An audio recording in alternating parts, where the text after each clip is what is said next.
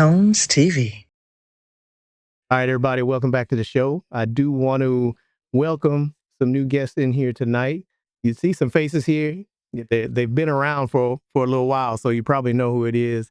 But we got Mr. Joshay in the house, and we got Rebecca Rae. Everybody know who she is too. So, Rebecca, tell me what are you into? I know your businesses, but you want to tell us exactly what they know and what you're doing for everybody? Of course. So, I started, I would say people know me from being in the music game, shoot, probably 2006. Yeah, it's been a minute, right? Yeah, it's Yeah. been a minute. Um, and I did it for about 20 years. So Oh man. slowly for surely, I had to, take a little break. But I'm, one foot in, one foot out, slowly for surely coming back. I didn't know you had taken a break. Yeah, I guess we all needed that break, right? Most definitely. Just a little tiny break, but still in touch with everybody, you know. Is it still But I've lost no, not in contact where everybody's in contact. yeah. It's still R&T Entertainment, It's actually Rebecca Rae. Rebecca Rae. Okay. So no more R&T. I saw that on your Instagram, so that might need to be updated. Yeah. And then uh Slay with Ray, is that still it? People know me from being a makeup artist as well, because I Yeah. combined that with the music business that I was in. Okay. So I've done a lot of makeup everywhere, all over the place. So. That's the way a lot of people know you then, huh? So, been there, done that, Okay. And Mr. Joshay, just a little bit of research I did. So Trill Productions. Yeah, San Antonio's Trio production. It's an offshoot of one of my friends that want mentors, Pimp C. Oh wow. Okay. We came in the game probably back in '91. Man, shout out to Pimp C, R.I.P. man. Pimp was started off as a business relationship and ended up into a friendship. Okay. And over here, she gave us a lot of advice on, taking our time and the studio time and learning how to deliver the words and his engineer skills. Myself and Lil Sin from Boulevard Records. So, Okay. probably one of the first labels to come out of San Antonio to really take it to the next level. As far as the industry is concerned. Yeah. You can be known as far as an entertainer, but the first step you have to become acquainted with the industry itself. So Yeah. And I've always tried to tell people you gotta know the business at least enough to question, whoever is trying to get you to do one thing or another. You got to be able to question it. So, but how long ago was that? I mean, you talking Pimp C? That was a while ago, I huh? was working with Pimp probably in '95, right after Riding Dirty dropped. There was around the time where they was doing the big pimping with the Pimp. I mean with Jay-Z. Oh, okay, yeah. So basically, we went to Houston in '91. That was the beginning of the Rap-A-Lot era when the Mind Playing Tricks on Me.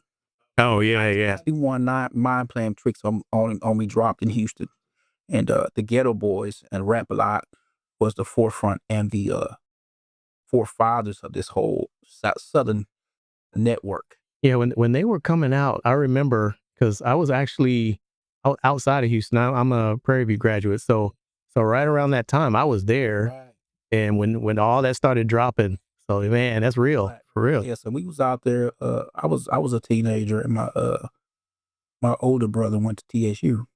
Okay, So yeah. he went out there. He got a band scholarship, and we went out there, and that's when all that stuff was going on. And he was friends with one of the second group from Rap-A-Lot was called OG Style, Okay. and they signed to Rap-A-Lot, and it was a friend of mine named Ed Jack and Original E, and they had a song. Everybody knows it. He wrote the song and performed the song, but you remember that the convicts sitting in the Harris County jail. Oh yeah. Okay. So we go back to that far, and That's what's up. as a kid growing up and learning and watching and being around certain. So you got a lot of the history around here. and they all been here to San Antonio. They was all here, right here on the east side. Yeah. You know what I mean? Hey man, with my grandmother used to cook collard greens, and so Yeah, that was, man, that the history there. I mean, it's all the way through all the gang stuff, all the everything that, man. yeah, DJ Quick. Yeah. I wasn't there that night, but I was. there that night. Yeah. We was out in the parking lot already though, but Yes, but I was in Houston. As a matter of fact, I was in Houston, and we was out and doing a show with Scarface, and I got back home, and somebody called me and told me that happened. But it was I knew the participants, yeah. and that's the reason why I was in Houston, because my parents was trying to get me away from that. Oh, okay. And for all these the cast, the young cast that don't understand what the DJ Quick connection is, on one of his songs, he says San Antonio is just like Compton, because we was, I forgot the name of the club at the time, but it was right there off Austin. Oh yeah, Austin Highway, right? Illusions, right? Yeah. Well, they started shooting. He's like, oh hell no, I'm getting up out of here. That's so. How did you and Rebecca connect up? When I did a party back in last year in February, and she was good friends with a DJ out here that I was real close with. Okay. 750. Oh yeah. I invited him to the party, and he introduced me to her, he was like, "Yo, this is such and such and such and such." So I'm like, "Okay." I mean, Rebecca's got a name. Right. People know who she is. So, And I felt, she said she had stopped in the business a little while, but I knew her potential and what she did, and I felt like, hey, why don't we come back? Okay. What can we do to get you back out here to see, make it because it's all about the love and the Yeah. you know. So Rebecca, was he one of the ones that made you decide, okay, let's get this going again? Actually, he did. That's And he actually made me see the good in it, all of it. okay. And Were you feeling a little bit, I want to say negative, but like, 'cause I know the San Antonio scene is, when I came back, it's like, it's kind of like the same people are doing the same thing. So so it's hard. yes. And I promised myself that I would never do another event here in San Antonio. Oh, is that serious, huh? My very first show was in Pearsall, Texas with Busy Bone Oh, okay. and Brian McCain. And, after that, I really, really took off in being a PR for him and other artists in the South. And it Okay. grew and grew, setting up tours, booking um, many artists, and also working with all the artists here in SA. And so it was, I'm not going to lie to you, it was very stressful on me. And, but I kept going.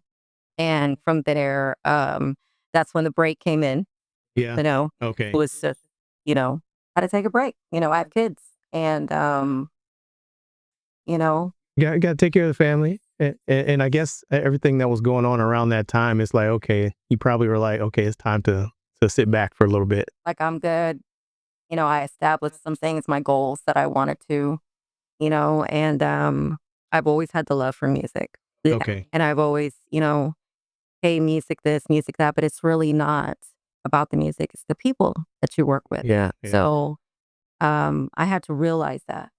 And if it wasn't for Mr. Joshay bringing me out, You'd still be behind the scenes, huh? exactly, making me see the good side of it and being a positive, in everything. To see that there is a positive. Exactly. Yeah. So that's why I'm here now.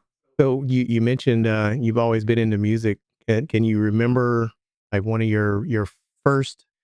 How long ago? How young were you when you're like, okay, this music is my thing? Were you like into dancing, into singing? What was it? We can ask Reba. She's my mother. And I believe when I was in the second grade, I was already listening to rap. Oh yeah. Like, what is wrong with this girl? I just been an old school rap girl since I was a little girl. I don't want to date you or anything, but when you say you were 2 years old listening to rap, what rap were you listening to? I don't even know what it was. I would just gang to it. You know what I mean? I would just, going with the flow. But I remember my uncle, NWA. Okay. you know, growing up Yeah, yeah. that and you know, my Yeah, that's that. from music. Yeah, that's when that California, that West Side gangster started coming out right there. Yeah. And my family from Chicago. So, you know, Oh, it okay. was, you know, my Yeah. family's See, always Chicago is a whole different, oh yeah. whole different feel. It is. And I always told myself, you know what? I'm gonna meet that person, that person, that person. And I did. Okay. So that's Yeah, my that's goal. what's up. And I'm gonna be that promoter, and I'm gonna do event here, I'm gonna do event here. So, you know, So you're so into it, you manifested it, right? You're like, okay, I'm gonna make that I happen. was on the roll, I was gone. I left San Antonio and took off. I think that's what a lot of people have to do you got to get a worldly view of things to see what else is out there. I think just moving around a little bit and you can see what else is there. When you come back, it's like, oh, this place is missing a little bit. I can bring that. You know what I mean? So yeah, good on you for that. And then Mr. Joshay got you back out. So Mr. Joshay, I know you've been around for a little while, and a little bit of my investigation. What connection do you have with PKO Well, I'm PKO alumni. already? Actually, that's who discovered me as far as placing me in the studio and putting me on the radio. Okay, Well, I was working with a producer when we came back from Houston. I was working with a producer named Brixie. okay, that name sounds familiar to me. One of the pioneers as far as production. And Okay, Brixie was working with Magic Mark and Nino, who's Pony J. So we was recording some records, and he was like, "Yo, Magic is Youngster Records, and I want to do some music and present some of your music to him, see if he like it." And they heard the songs that I was doing, and they liked them.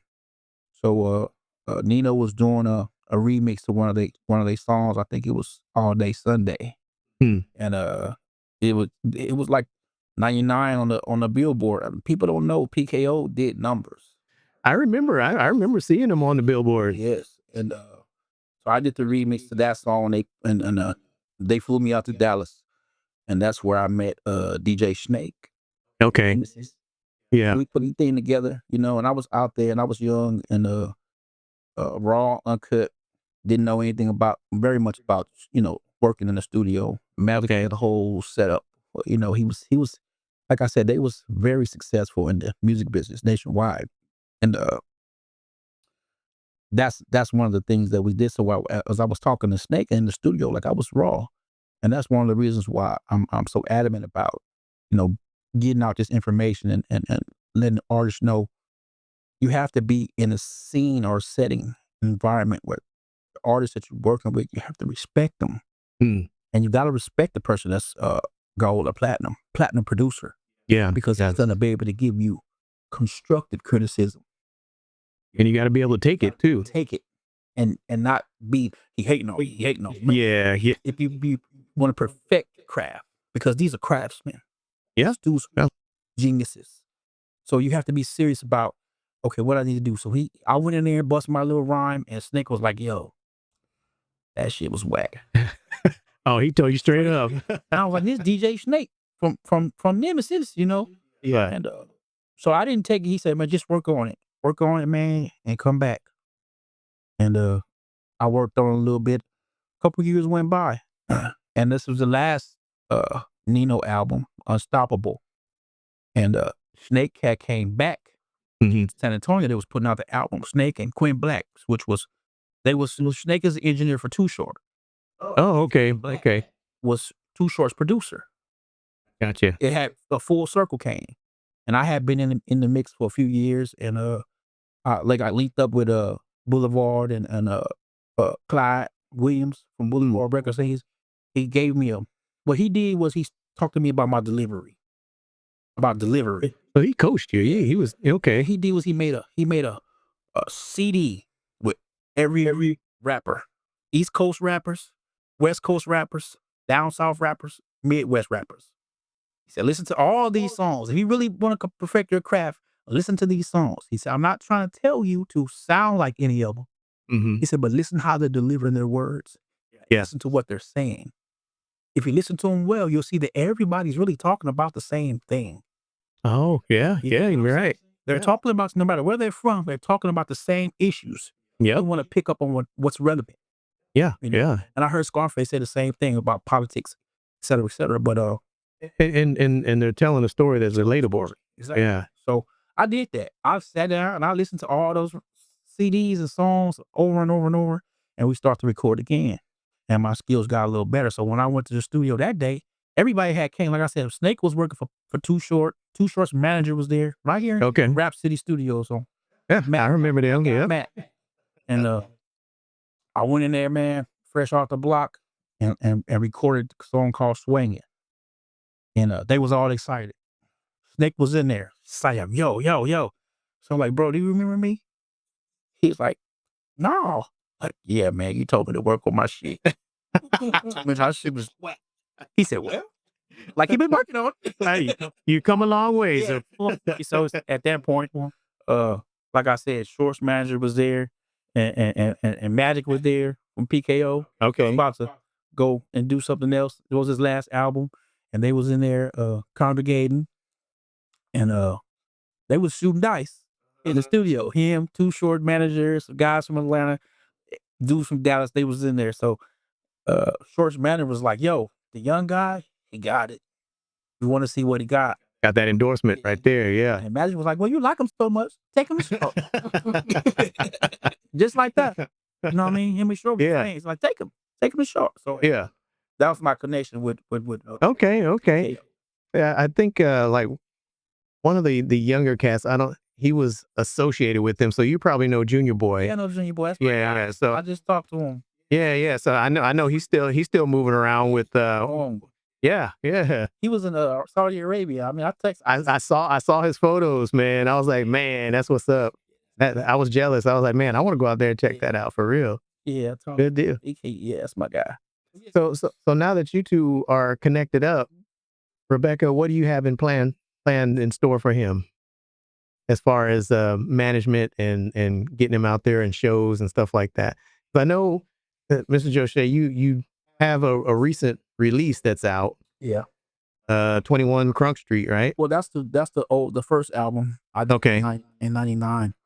I recently dropped one song called Tough Love, but we doing music, you know, we stand relevant, but now it's more about information and was her experience, and like I said, it's full circle because I was one of those young cats that was hungry to and my pride, my ego, and my desire. I was committed to doing this thing. I want to do it, but I had no one to tell me, okay, you need to do this, you need to do this, you need to do this. Yeah. Okay. You know what I'm saying?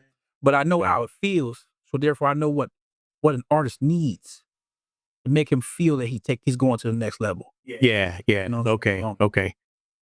What we did was we connected with Pimp C. Okay. International player Pimp C. Yeah, you were telling me about him. Yeah. He formed something called a hip hop fraternity, HHF. And the founding members are him, Snoop, Ice-T, Okay. Ross. Oh, Several of the industry people they count now. Is that something that's out there, like a lot of people know, or is it something that all over the world right now, and they're building it and they spreading out chapters? The headquarters chapters is in Atlanta. Okay. And like I said, Ice-T is the ambassador. Okay. And Snoop is a investor. And what they're doing is they're taking it to the next level. They're creating a platform for artists to congregate. Okay. Interact with major artists, producers. They have a film company, so they do. Oh, okay, yeah. So they doing the whole entertainment thing. The whole entertainment, and also taking it a platform to whereas everybody's streaming their music from Spotify, but Spotify's giving you half a penny. Yeah. So if you create your own platform for them, they're able to give you more money for your music. I think isn't that what they try to do with Tidal? Kind of like Tidal, but Tidal went along with Spotify structure. Yeah, they did. Jay-Z and his people, they want to spot now. Tidal gives you a little bit more than Spotify, maybe $2,000 more. Yeah. It's the same setup. Yeah, yeah. They giving you a little bit more water, but you're still thirsty, right? So You know, I see it. so what Snoop and them are aiming to do is create this platform and charge the consumer $2 and split the $1 with you. That's what's up. You know what I mean? So I already like that. and You know, there's also investments. and it's a direct payment. I mean, you're not waiting for something later. You know what I mean? Right. And they're taking it to Discord, to the metaverse. Okay. That's a whole nother Yeah, yeah, yeah. when you're able I was gonna ask about this whole AI thing, but we'll get to that. yeah. But a lot of people don't know about it, but you can look it up, called Discord. It's a platform in Meta 3, Okay. metaverse. Okay. So Well, is it because I know a lot if they're gamers, they'll think of Discord, the chat, and is that it or is it? same thing. Okay. Okay. They got a music platform also. Yeah. Music, Okay. video, art, and what the Discord is set up to where you have a digital uh database with all your catalog, and it's digital, and you lock it and it's backed by cryptocurrency. Oh yeah. Okay. You know what I'm saying? Okay. Yeah. Yeah. So it's backed by I didn't know Discord was doing that. I'm gonna have to look into that definitely.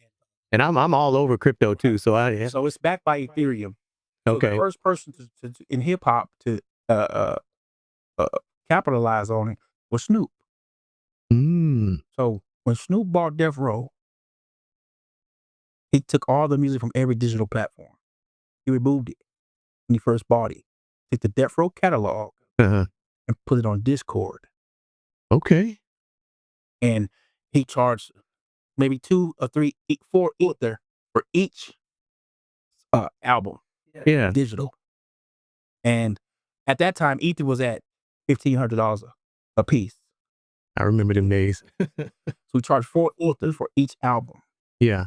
I mean, so that's $4,500. So he's taking it into the future then, basically. And he sold maybe 8,000 units day one. So That's what's up. he made $100 million in a week. Oh man, that's awesome. See, and a lot of people don't even know about that, Yeah.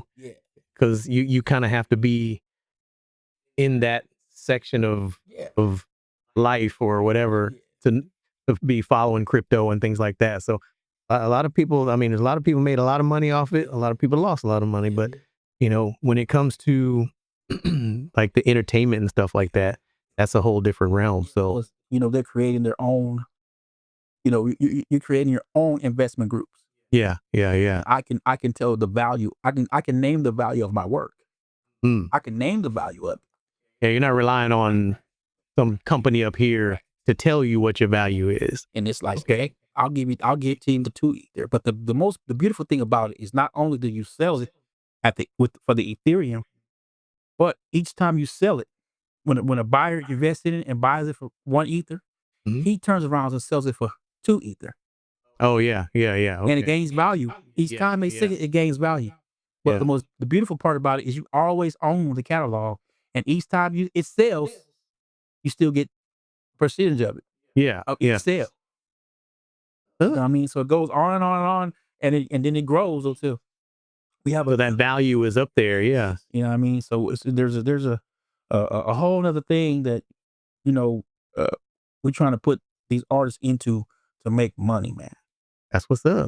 So if all these people out here know, they know to contact you and they want to know some information about that, definitely. So that's what we're doing. We're doing that with the hip hop fraternity. We partner with them. I'm going to be the president, CEO of the San Antonio chapter of the hip hop fraternity.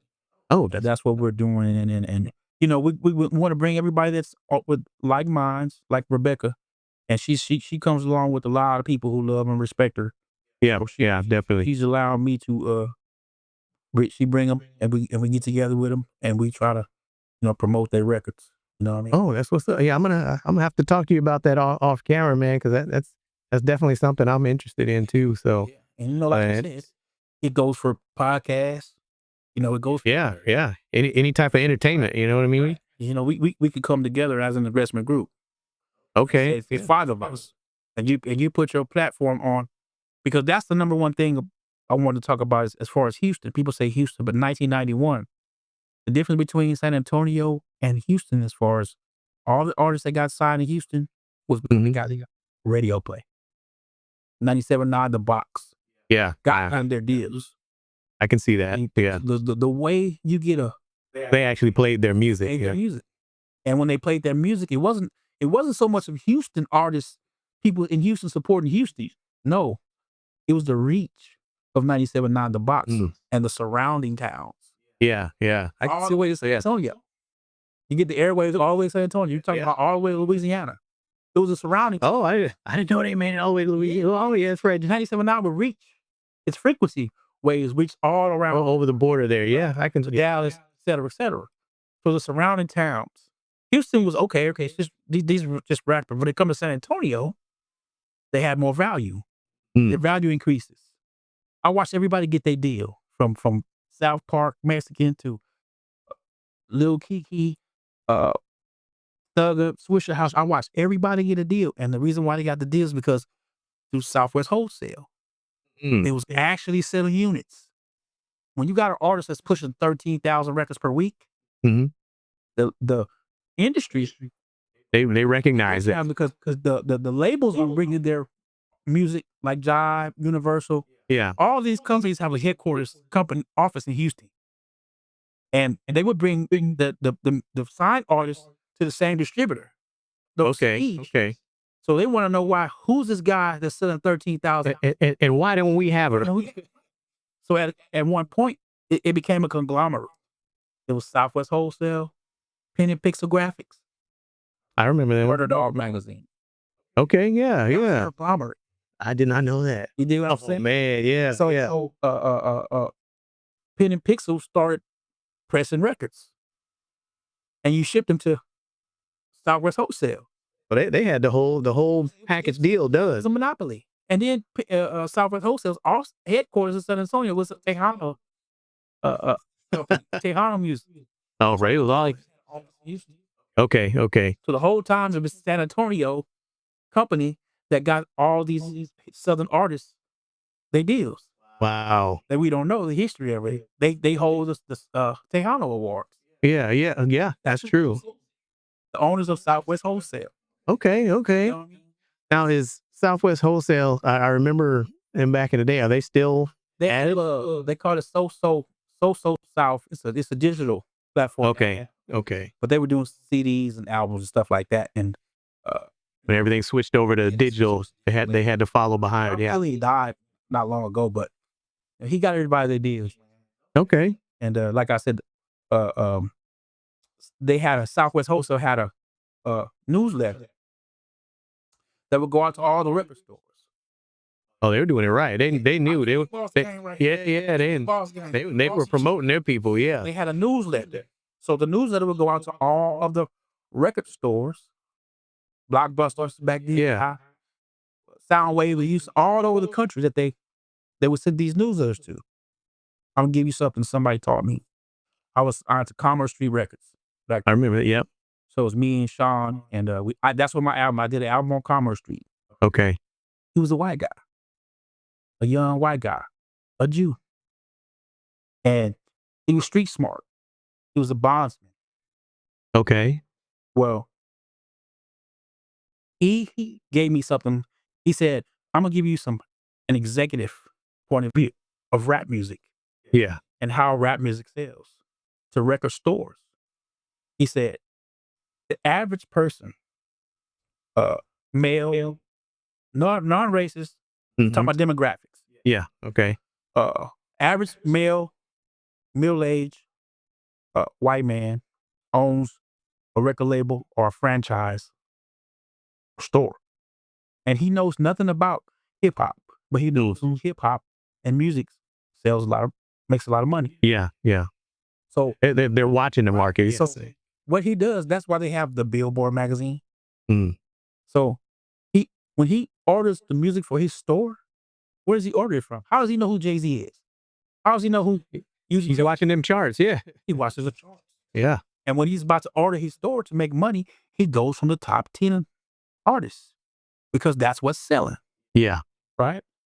Well, that's why you could buy a spot on Billboard. You Ah. can rent a spot on Billboard. Okay. You want to. Okay. Okay. You know what I mean? So the corporate individuals would order from that top 10 list. Well, Southwest Wholesale had their own newsletter, which was the same, and it had a top 20 Yeah. in the Okay. South. Okay. You know what I mean? So that's how they were pitching their artists then. Artists. That's Okay. how Kiki, you have Kiki at the top. You have South Park Mexican at the top.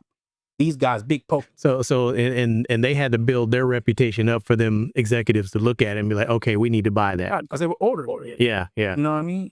And like I saw the other day, I saw the blueprint, Master D, the blueprint, music industry. That was part correct. But Master P, he shook him for real, for real. He shook shit for real, for real. Yeah, he came a whole different route. Yeah.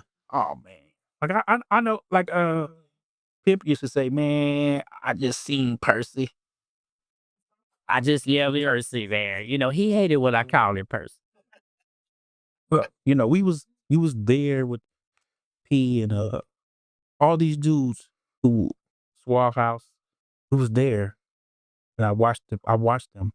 Some things I can say, some things I can't, but Yeah. Yeah. I won't put their business out there. But we could talk about that. Yeah, you want to give him too much game, man. You gonna blow everybody's mind already. Yeah. That's Like what's up. it's a story that we need to tell, and that's one of the things we're doing with Pip and Ken. He's doing a documentary on Pimp C. Oh wow. So I did not know that. we Okay. record our San Antonio's trio story, our story about Pimp C. So when is that scheduled to? Sometime after the Boosie thing, and after we just have to film it and edit Okay. it. Okay.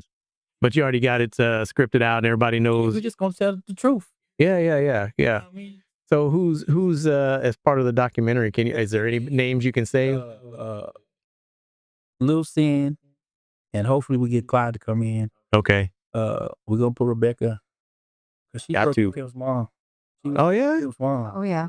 Okay, that's another story. Yeah, it's a lot. It's a lot. And they got Boosie. You know, all the guys that's in the music industry that had a relationship with Pimp. Okay. And I know that he's a Leo Cats, the UGK guys, and you know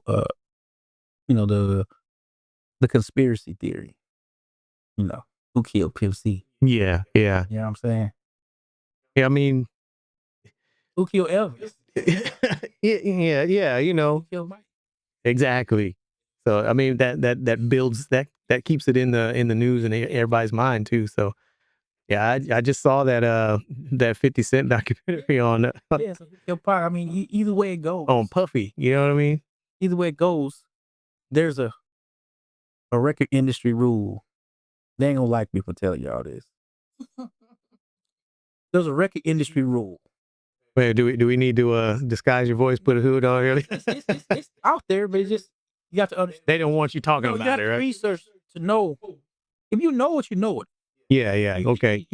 All it does is make you a conflict of interest where we can't sign him because he know we can't. He know too much. Yeah. Yeah, we're not gonna be able to manipulate him. Yeah, Once you sign away, it's publishing. It's all about publishing, right? Yeah. And I try to tell people. Yeah. The music industry, if they can get your publishing, and you don't know no better, you come from the hood, you don't have an education, you get a lot of money and sign your publishing away because you don't know what publishing is. But publishing lasts forever. Yep. It never goes away. It's in the state. Yep. So there's a rule. It says that if you're an artist with a catalog of 10 albums or more, you become a legend. Everybody talk about legend this and legend that. I ain't no legend. Now, are you talking 10 good albums or just 10 altogether? Altogether. Enough music for 10 albums. You had a catalog after that, yeah. That has 10 albums or more. Mm. Well, you become a legend. So when you reach legend status, that means that the music industry is gonna support that music catalog forever. Okay. Okay, now if you die, Oh, they got it. that's theirs.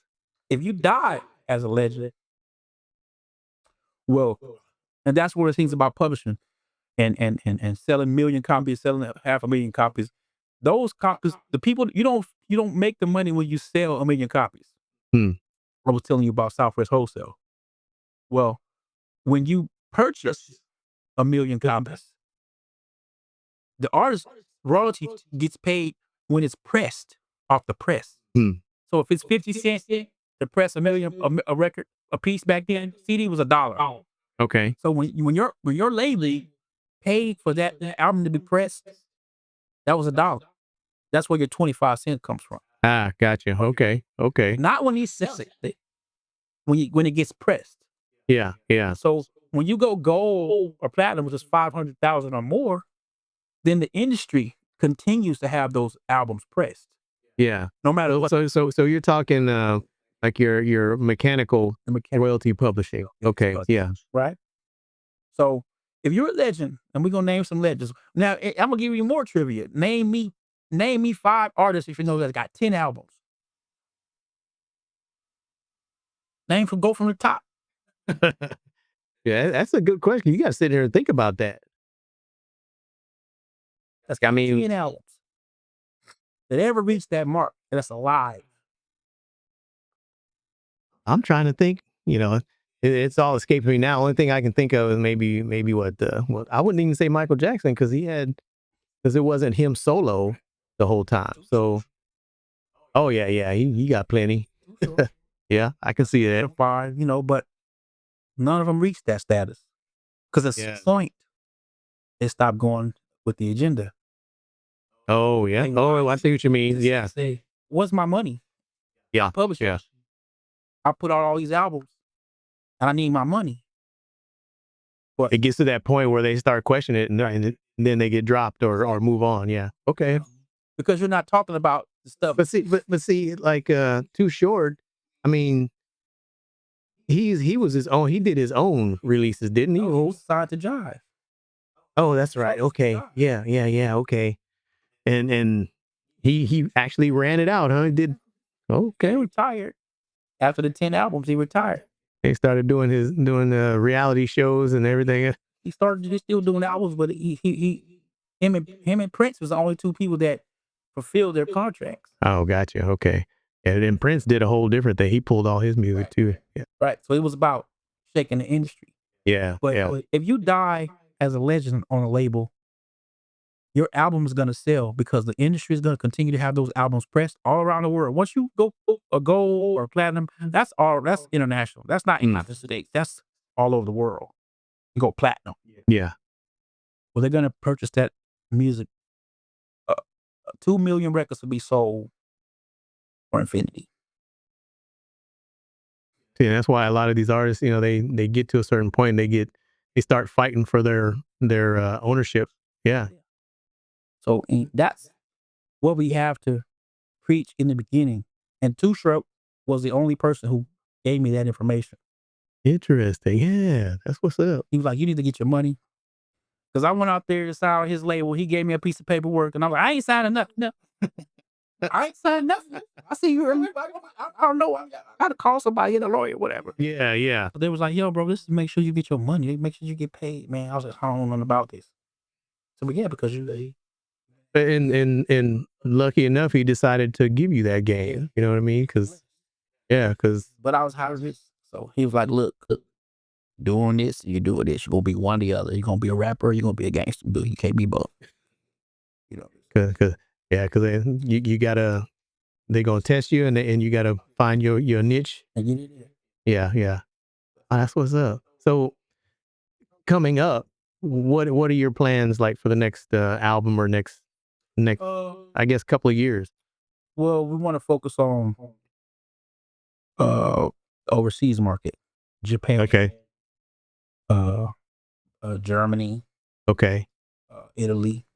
And Rebecca, you're part of that, right? You're gonna be pushing that out. Yeah. What's that? Right.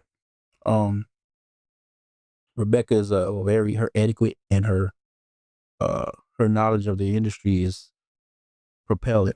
Yeah. And she's able to open those doors that we can't. um, power and we empower women. And that's beautiful. And as long as I've known Rebecca, you've always been like top tier when it comes to doing business. I've never ever heard of anything negative about her dealing with any artist or anything else. So, I mean, that's kudos to you for real. So, big ups for that. Absolutely. I've always tried to support each and every artist, but I really do believe a lot of these artists should have had a deal already. You know, So what do you think? You say they should have had a deal. Where do you think they went wrong? um, And they just not followed up. like Mr. O'Shea said, Okay. sometimes you can't have one foot in and one foot out when it comes to your career. You're either all the way in or you're all the way out. Yeah. So you got to make a decision. Do you really want to be an artist? Do you really? And I know, life gets in the way, right? But when it comes to like when an artist is really hungry for what they want, they will go get it by any means. Yeah. And you'll see it, right? You can tell. Absolutely. You know, So all these other artists is like you can see they want something, but maybe they don't know how to do it, or they don't have that that push. Even if someone like you tells them like, hey, this is what you need to do, they have to make that decision to say, okay, I have to leave this behind to do this. And a lot of them won't do it. and like Mr. O'Shea, he's no gatekeeper. You know what I mean? And he has knowledge. Yeah. And when you're sharing with someone, hey, we want what's right for you. You know what I mean? We want what's Mhm. right for the artist. And I supported each and every one. And I think a lot of it comes down to, I mean, I hate to use the word, but ignorance. Of course. You know, you can tell them, but if they don't understand what it takes, they'll just be like, I don't know what you're talking about, and I'm just gonna do this over here, Yes. and they lose it. So yeah, that's big. So overseas, huh? You doing some traveling? Yeah, well, we ended up getting some traction over in Japan. It's a company over there in Japan. Like I said, I'm all about information, open up eyes of where you go to get your money. Well, Japan, they still buy CDs Do they? and vinyl. Well, I remember like even like when you look at like the Asian countries, Japan is one of them. I mean, they still really big in hip hop and breaking and dance crews and things like that. So man, They 20, 30 years behind on culture. yeah, So you could always, it used to be the Temptations. Now what's the culture in Japan is the 90s rappers. okay, That's a culture. That's a wave. yeah, And they still buy CDs or collector's items, Hmm. especially those original CDs. They selling CDs for between $60 to $150 a pop. And Holy shit, are you kidding me? those were 1,000 years. Yeah. Oh my gosh, Yes, if you look on there, Too Tight Records in Japan. yeah. He's the number one promoter and distributor, and he has a radio station in Japan. His name is Shu. And if these cats don't listen to your words and get on that, Cause I learned that they came to me and it was like, yo, it's another company called Armabillion Records. That's in Belgium, okay. and they purchase, they sell CDs on their platform. But I did notice like when I was doing publishing for some of the local artists around here, the ones that got the best, I want to say they're like royalties from just songwriting and things like that were overseas. When their songs would get played overseas, they would get money. So I definitely understand what you're talking about. that's where it's at. And and then like I said, we're gonna work this hip hop fraternity. I got Pimp and King coming out here February 14th for the for next two times and Fabo Yayo. Okay. He's friends with Fabo Yayo. She been talking with him. Okay. Okay. Okay. We're gonna bring out Ken to support because for next two times is part of the hip hop fraternity. Also. Okay. Okay. So- And you said that he's coming in on the 14th, February 14th? So we're gonna be out there, promoting it more and probably have merch and I'll let him get up there and give a better insight on what the hip hop fraternity is, Okay. who's involved with it, et cetera, et cetera, et cetera. And open it up, man. We open it up, San Antonio's chapter, man. We in the industry. We dealing with the industry execs and A&Rs and producers, and hey, they have events in every state where there's a chapter, which gives you access to go and perform in those. I was gonna say, I mean, having a chapter, I mean, it's, going through university and stuff like that, you understand the benefit of having different chapters everywhere. That's your pipeline. Exactly. So yeah, that's what's up. But that's the wave of the future, man. We try to get everybody to support it. Yeah. See the visionaries. It's a visionary thing right now. Okay. You got three kind of people. Yeah. We got the people that can see it before it happens and jump on the wave, like Apple. The first person that buys an Apple phone, he gets it before everybody else, right? Yeah. I got the best technology, but everybody ain't caught up to it yet. And then you got the second person that it's came out, it's mass promotion, and everybody gets this trend. Yeah. And they buy the product because of the trend. Yeah. And then you got the third person that uses a Android to the break, and they have to go buy. That's me. Teammate. Right. I'm Android all the way, but I hear you though. Yeah, definitely. So Yeah. you know what I mean? So we looking at visionaries right now that's able to see further and contribute their value to the direction that we try. Yeah. You got some people in mind that other than the crew that you already have. Yeah. It's a lot of guys out here, man. Everybody that's jumping right now, you got I know you got Black Mexico. You got Fabo Yayo. You got the people I know. What's the dude name? Rich Greedy. Rich Greedy. I believe so. Rich Greedy. Is that the name? Yeah, got Avar, Star. Oh yeah, Avar in it. That's the homie. Oh yeah. A&B Easy. A&B Easy. That's the homie. Son. Diddy son. Yeah, he underground. He doing his thing.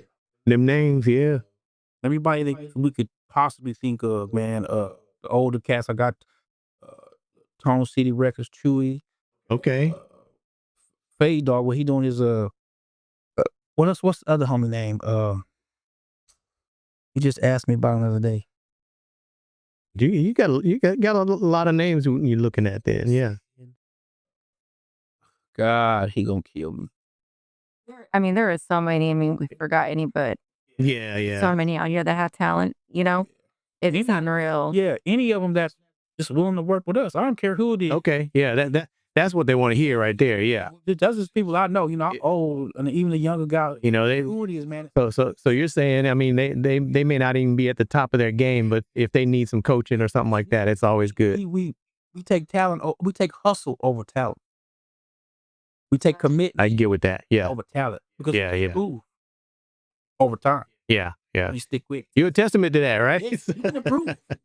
I mean, actually, but you if you don't have that commitment and that desire to keep going and hustle, yeah, and be told no, you got to weather the storm, right? So, and that's what the kind of artist that makes that thing. Unless you got somebody that's pushing for you, it's gonna say, hey, you talented, bro. Just let's rock it out. Yeah. I ain't gonna let you fall. Hey man, I'm here. I ain't let you fall. That's always good to hear too. Like because you got some of these artists that might be on the fence. They just need that little extra push. They're done that. Yeah. You know what I'm saying? It's so corrupt. It's all built on corruption. So if the corruption makes it more comfortable for you to participate in it.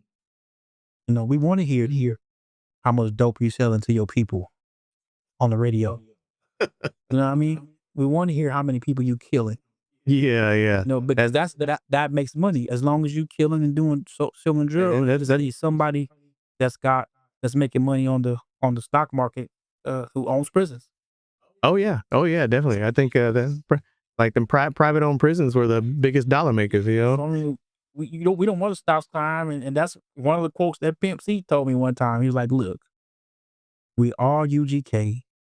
We underground kings. We not real mainstream. This is for the people that sell dope. This is for the people that go to jail. It's for the people that do this and do that." He said, "As long as you rap about that and simply about that, you always gonna make money. Already. You're always gonna do that." Yeah. And it relates to a lot of people, you know. So as long as you under the radar, you're not exposing yourself Yeah. to what you're doing. And once you go mainstream, now the eyes on you. Because That's another story. Yeah. because you again, okay, we invest our money in you, and you're gonna go to jail. It's obvious you're gonna go to jail. Yeah. We can see it. Mm-hmm. Like you said, Jeezy pull up in a $80,000 vehicle. What are you doing? Yeah. What Yeah. so it's because it's not always gonna attack the credibility of the people that sponsor you. Yeah. But in order to be that type of person, you have to be that type of artist, you know. So there's only, I mean, maybe 2 or 3 artists that I know of or can think of that could weather a storm of going to prison and come back out and doing it, you know, and still have that backing. Yeah. So, but yeah, that's a special type of artist, Right. you know. So But I wanna circle back, Rebecca, on how you got linked up with Pimp C's mom. So everybody has a name for Araya. Call her Yeah. Lady. Um, when I started becoming out like in the music game, I started talking to people that were giving me the game, the know-how, you know, and many nights, of when I needed to talk to somebody, she was there for me. She was there for you. That's awesome. Absolutely. Same time every time. So, um, And yeah, you two have kept that relationship up all this time then, huh? Nice. anytime I was, hard day, stressful, I mean, anything, she was there. That's awesome. I could pick up the phone and I could actually talk to her. I mean, not just talk hours of talking. Oh, okay. This wasn't just some, hey, how you doing? You know, yeah, I'm doing great. Okay, I'll talk to you later. You guys, you had friendship. That's right. She called me her daughter. Yeah. It was mother and daughter relationship, and she told me a lot, gave me a lot of knowledge. That's So, a lot. that is so awesome. It just when I first heard that, I was like, oh my God, that link and that connection. You know what I mean? There's a lot of history and a lot of knowledge sitting in these 2 seats right now. she was like that. She was pro woman Yeah. out here in this music male dominated industry. That's Yeah. it's tough. Well, he came in that she just so that she could, hey, look, watch for this, watch for that, because that's how they're gonna come at you. Because she was Yeah. sick. Yeah. See, I don't know what's jeez. Well, I was gonna say I was. Yeah. She. It's allegedly. Allegedly. That's how the new thing now. Yeah. But when we was working with Pimp, he was also working with Master P, Mm. and he produced a lot of ghost tracks for Okay. a lot of artists. Okay. I can see that. Yeah. Lil Sin and Boulevard Records were working along with Jive. Jive, they cleared the music that they did with Pimp. Okay. This was a rarity. So he was flying back and forth, doing tracks all over. He would make his rounds. He would go to New Orleans, hang out with P on some MTV type stuff, Okay. and run out of bread. And he think about the underground cats. Yeah, hey, I got these goods in Texas. They owe me $30,000. Yeah. He fly out to Texas and we meet him at the digital studios in Houston. So allegedly, it was one time he was out there in Houston working on the album, and he had took off from New Orleans. I remember the plane came from New Orleans to Houston because Barrett paid for the ticket. This is alleged now. This is from me and Lil C. We still under alleged status right now. But I remember the time praying. But he left New Orleans or Baton Rouge to come to the studio and finish mixing and mastering Sin's music. Okay. Well, they said Pete was upset about that. And his Pimp C's mama was always in communication with P. And they would she was tough. I'm talking about she was like a sailor with her mouth when it was dealing with men. You know, hey, look, Yeah. where's that money? And her Yeah. had that kind of relationship. They would talk like sailors to each other. Uh-huh. But it was said that while he was out there working with us, that Pete got upset about him working with us and told Mama C that, hey man, why y'all working with them dudes when they ain't gonna my shit going on the radio? Mhm. They just underground cast. They shit not gonna be on the radio. And They didn't think it was worthy, huh? Pimp, I mean Master P, you know, I mean that was Master P. Yeah. Got to give it to that man, but you know he paying Pimp to do whatever, but he paid Pimp up front, and Pimp did what he did, and so he out there. So it was said that Pimp C told P, he said, hey man, everybody money green. Everybody money is the same kind of green. Yeah. He said, matter of fact, these dudes paid me their money, and matter of fact, they paid me more than you. Ooh. Hey, you can't argue with that, right? You know. So that was one of the. He's basically saying, hey, the playing field's level. Yeah, the playing field. You know. Everybody money green. Yeah. And they paying me more than you. And Pimp didn't like it. And that ended up into the brawl that they had about, you know, because he was cussing out, arguing with Pimp's mom, and Pimp in the room heard him arguing with P. Now was this around the time that because when they were doing all their touring, because they came through San Antonio a few times, was that around that time? It was doing the time where they was fresh off of the 3-6 song, Syrup, Sipping on Syrup. Oh, okay. They came to here. This was around 98 when they was doing, actually. All these music was already done. They just hadn't released it yet. Okay. And this is when we was all working, and P was in the lab. He had a boot camp going on in Baton Rouge, and it was sick. It was sick how they was running it, bro.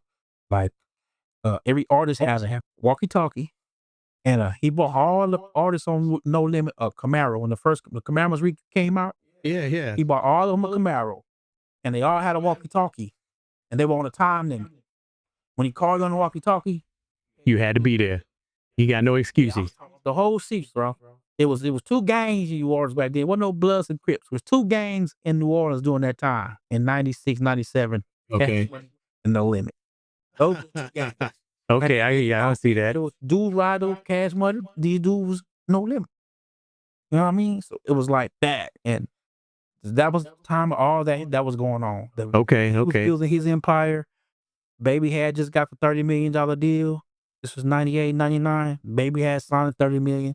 P was at with Snoop, Okay. Pimp C, and kicked up Oh, that's right. Okay. Yeah. that period. I mean, it was Okay. It was going down, man. It was going down. It was history in the making. Ooh-wee. Couldn't see it then, but I can see it now. Man. I mean, when dudes was, Yeah, that hindsight, right? It's like, oh, okay. yeah, When you go. Young Bleed, that was our guy. Okay. Young Bleed was our guy. Happy Perez was our guy. Ooh. These are our guys. I mean, these is like dudes like, hey man, we hungry, bro. I'm gonna order pizza and we gonna split it. Oh, okay. You know what I mean? Yeah. Like we was in the studio when they was recording 400 Degrees.